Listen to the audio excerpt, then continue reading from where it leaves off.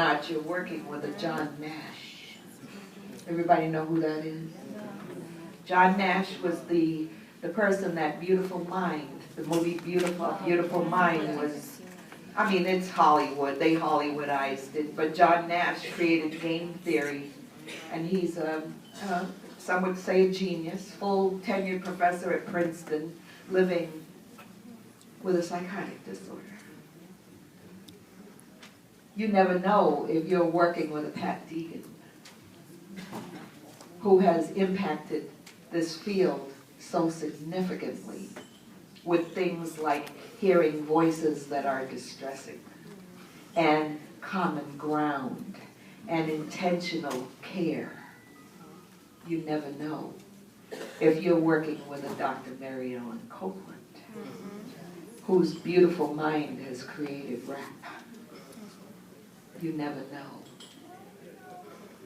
When you hear people like Dr. Evans say, and it's true, I hear it all the time. I hear it from people who don't know that I am living with a severe mental health challenge myself, say, oh, they'll never recover.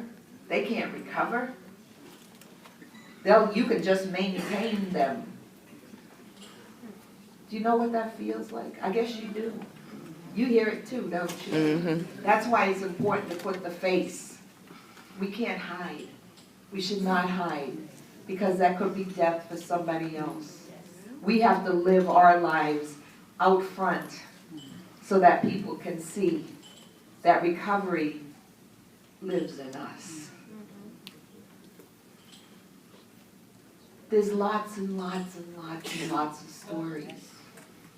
I was sharing with Matthew before we started about the need to carry this message back to your agencies, and how at the Du Bois Center, where there was all these talented clinicians, I would address the people receiving services. Notice I did not say consumers, clients, patients.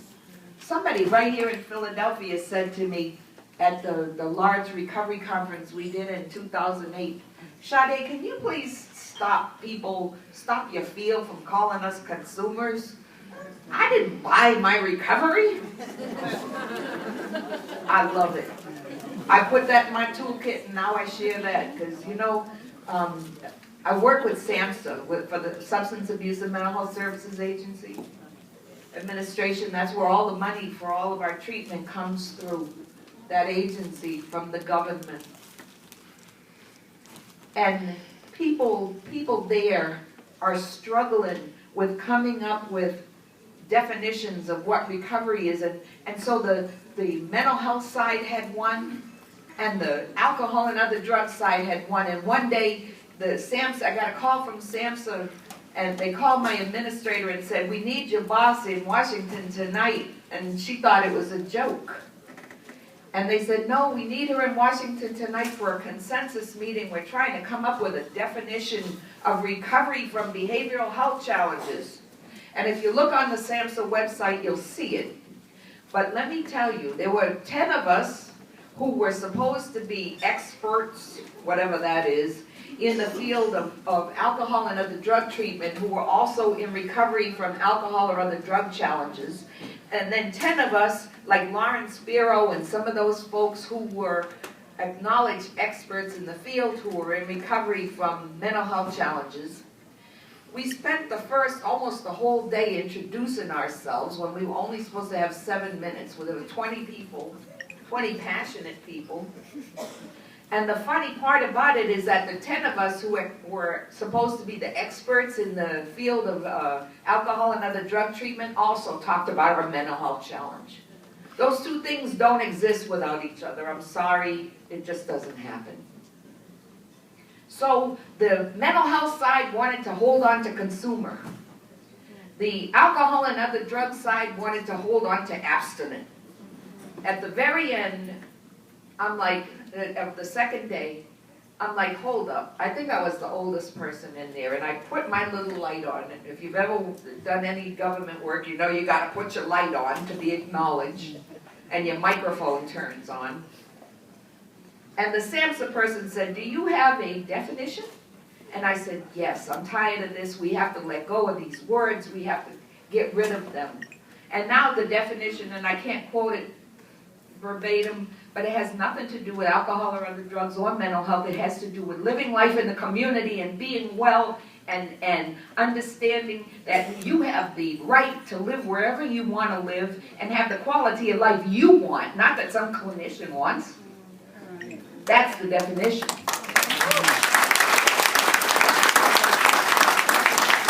How am I going to tell you where to live? What if you want to be in a neighborhood with all Ukrainian people? Because you're from the Ukraine. Or you have roots there. Why shouldn't you live there? Why shouldn't you live where you want to live? Why shouldn't you heal the way you want to heal? So we took out all of those words that identified one or the other. And now this definition has nothing at all to do with dysfunction or disease. It has to do with hope and life and living. Look for that. I want to tell you about, and I heard this at a conference in Connecticut, and some of you may have been there, and we had some challenges with some of the programs on Randall's Island in New York. You hear about them? People being maltreated. And there was a legislator who went to one of the programs, and it was a hospital where there were men living with both a mental health challenge and an intellectual disability challenge. Can you believe we used to call it mental retardation? Yeah. Can you believe that? How horrible. So now we say intellectual disabilities with a small dis and a capital ability. That's how we describe it in the city of Philadelphia. And that's in our name. So this legislator wanted to hear firsthand from these men, what's going on? How can we make it better? And so he wanted to send a message both to the staff and to the men that people were paying attention to what was going on with them. Well, living on this one particular ward that the legislator targeted as the one he wanted to speak to was a gentleman who the staff had particular challenges with. This man spent a great deal of time in isolation and in 4-point restraint. Now, I don't know if any of the rest of you have ever seen somebody being taken down and put into 4-point restraint. It's the most dehumanizing, heartbreaking thing I've ever seen. I couldn't, when I worked in the lead mental health authority, when I heard a code, I had to go as the regional director of consumer affairs, but I couldn't be involved in it because I have a couple ruptured discs. Not that I would have wanted to be, but when I saw somebody being restrained like an animal and sat on and then tied up, everything in me with my trauma history got triggered. And I stopped going to those codes. But this one man had spent a lot of time in seclusion and in restraint. And so the staff was very afraid. And so they had him in the back. The legislator was in the front, and people were sitting in chairs in rows. But the man who they were worried about was standing in the back with the staff surrounding him. And the legislator said to them, "We've been getting some complaints written from you, from your family members, and we want to know what's wrong. What do you want? And who do you think spoke up?" The man in the back. And he said, "I want chow." And the legislator said to him, "What do you mean? Are you hungry? Are they not feeding you?" And the staff started really getting worried and started edging closer to him. And he said, "I want chow." So what did the legislator do? He got from behind the podium and came back to the man. Now the staff really got worried at that point.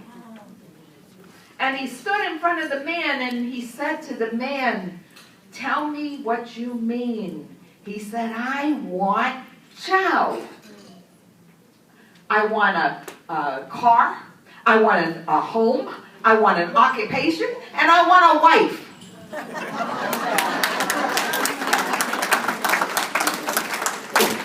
That was probably the most intelligent thing that legislator heard all day. What did that man want that most people don't want? A life. He wanted a life. That's what he was saying to the legislator. I want a car, I want an occupation, I want a home, and I want a wife.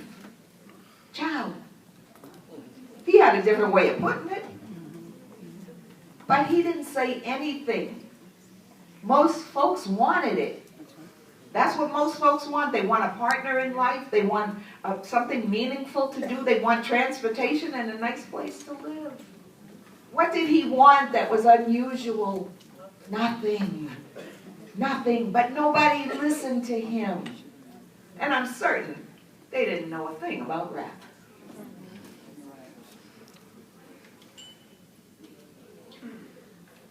Do you all know who Pam Hyde is?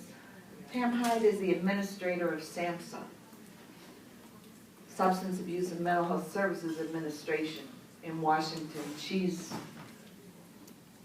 2 steps away from the president. Secretary Sebelius being her boss. She says she doesn't like the term stigma because she said it's more than that. She said it's oppression. She said it's a past stigma. There were those who would say that those two things are equal. I would say oppression is greater. She takes it another step. She said, we have been living under oppressive situations for a very long time. You think people get it? Do you think people get what we're talking about in general? Not everybody. Even here in the city of Philadelphia, we've done some remarkable work with transforming our system away from an expert model to one that's collaborative. Before, people were doing things to us and for us instead of with us. It's still a paradigm shift because even with the doctors, they said, well, you're telling me not to practice medicine. I went to school for this. Great. How nice.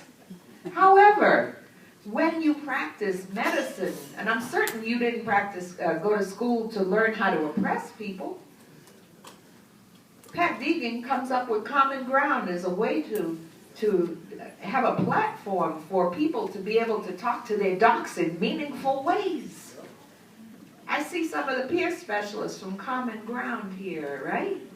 Yeah.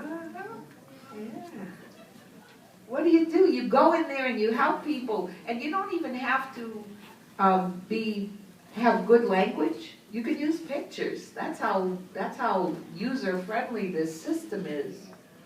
And the people who are receiving the services say, wow, this is the first time I ever felt like my doc listened to me. Because I have this paper and she's got it or he's got it before I go into the meeting, and they can say, wow, I didn't know you weren't sleeping. I didn't know the medication makes you so sleepy you can't go to work, and that's a recovery supporting activity. People are starting to make a move. It is not an easy lift. Those of us in this room get it. We understand. Some of us have gone, there's certified peer specialists in here, there are RAP facilitators in here who really get at a core level why it's important to listen, why it's important not just to hear, but to internalize what people say. That even if it's not in the book, it doesn't mean it's not valid. There was a young man, and I heard this at another conference, but I was living in Texas at the time, and if you are a liberal, you don't want to go to certain places in Texas. It was really difficult for me. It was really difficult. When I was talking down there about the need to to include people in their care, and that they should be the writers of their recovery plan. They looked at me. Anybody have a dog in here? Your dog looks at you like, what's she talking about? What do you mean people need to write their own treatment plan? What do you mean? We're going to write it. Here, sign it. So it's not my plan. It's your plan. So it was tough down there. But there was a story that was told to me about a young man who had 3 different, I'm going to call them system navigators. I hate the term case manager. It hurts me to even say it. But there was a lot of unhappiness in the staff in this particular agency in Houston. And so there was a lot of turnover. You can tell how good an agency is by how much the staff turns over. You can tell that. People get unhappy, they leave. And then they get unhappy, they leave. So you get a lot of staff turnover. In this agency, there was a lot of staff turnover. And this young man walked into this system navigator's office and said, the system navigator said to him, "What are your goals?" And the guy said, "I want to be an astronaut." And the system navigator said to him, "You don't even have a place to live. We need to find you a home." And he wrote that in the plan and gave it to the guy and said, "Here, sign it." And so the guy left the office feeling very downhearted, not listened to. 6 months later, he hadn't even seen anybody. Here comes another system navigator. He walks into the office, somebody new. Sits down with the guy and he says to him, "What are your goals?" The guy said, "I want to be an astronaut." He looked at him and he said, "You know, you weren't there, but I've been over to your house. It's a mess. You don't have the first skill. You don't know how to clean up your house. There's dishes in the sink. You're not cooking." And he wrote that in the plan and gave it to the guy and said, "Here, sign it." So he left the office again, feeling unlistened to, unsupported, less than. 6 months later, he walked in. Now a year has passed. This is the 3rd system navigator, and he walks into it was a man. He walks into his office and he sits down and like, "Oh, here we go again." And the system navigator said to him, "What are your goals?" The young man was consistent. He said, "I want to be an astronaut." So the system navigator said to him, "Okay, here's what you do. Go to the library, find out everything you need to be an astronaut. I'll do the same thing. Come back in 2 weeks and we'll talk about it." 2 weeks later, the young man walks into the guy's office, plops down a sheaf of paper and said, "I can't do all of this. You got to be in the Air Force. You got to be a rocket scientist. I can't do all of this." He said, "Okay, let's do this." Took him down to Johnson Space Center and got him a job in the janitorial service. All the young man wanted to do was be around aerospace technology.